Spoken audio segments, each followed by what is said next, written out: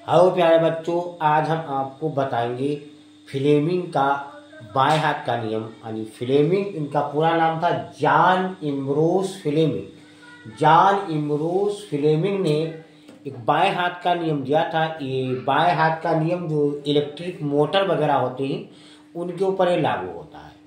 और इसको बाएं हाथ के नियम में ये होता है कि जो हमारा बायां हाथ, जैसे हमारा बायां हाथ है, अब इस बाएं हाथ के हमारा ये अंगूठा है और ये 5 उंगलियां होती हैं एक हाथ में।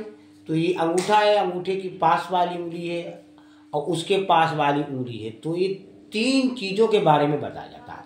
तो अंगूठा, और ये इसको तर्जनी उंगली बोलते हैं और इसको बीच वाली यानी मध्यम उंगली बोलते हैं। तो अंगूठा और ये तर्जनी उंगली और ये मध्यम उंगली बाएं हाथ में इस प्रकार इनको हम फैलाते हैं।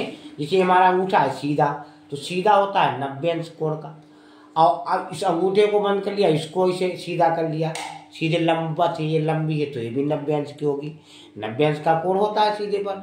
और मान लिया ये मध्यम वाली हमने सीधी कर दी तो ये भी जो है 90 अंश का कोण होगा। तो फ्लेमिंग ने यही बताया था, जो जॉन एम्ब्रोस फ्लेमिंग थे, कि बाएं हाथ के हथेली को यानी उसके अंगूठा, उसके पास वाली उंगली यानी तर्जनी उंगली और जो मध्यम उंगली को परस्पर इस प्रकार फैलाते हैं कि तीनों लंबवत रहें इस तरीके से। जैसे ये है और इस तरीके से फैला दिया तो ये तीनों लंबवत है और 90 अंश का कोण बनता है।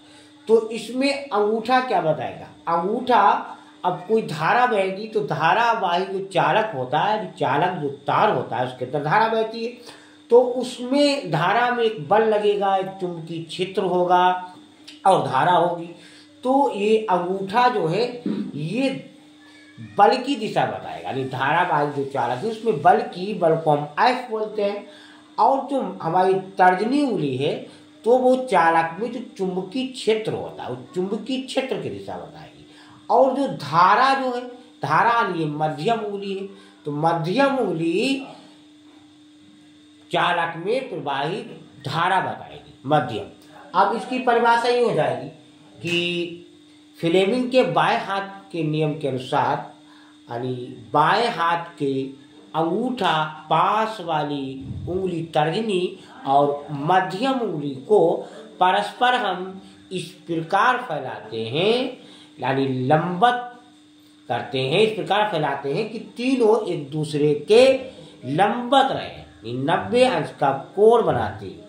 तो अंगूठा धारावाही चालक पर लगने वाले बल को प्रदर्शित करेगा और तर्जनी उंगली चुंबकीय क्षेत्र की दिशा को बताएगा और मध्यम उंगली धारा को बताएगी। अब फोर्स, यानी ये फोर्स को हम बल बोलते हैं, ये हमारा एफ हो गया। और अब चुंबकीय क्षेत्र जो होता है, तो चुंबकीय क्षेत्र को अब बी बोलते हैं। अब चुंबकीय क्षेत्र, अब चुंबक को हम वैसे मैग्नेट बोलते हैं, लेकिन यहाँ बी बोला था। तो इसमें जो वेक्टर होते हैं, तो वेक्टरों में एक बी भी होता है, एक एच भी होता है। तो इसको ये फ्रेंच का जो है एक अक्षर है।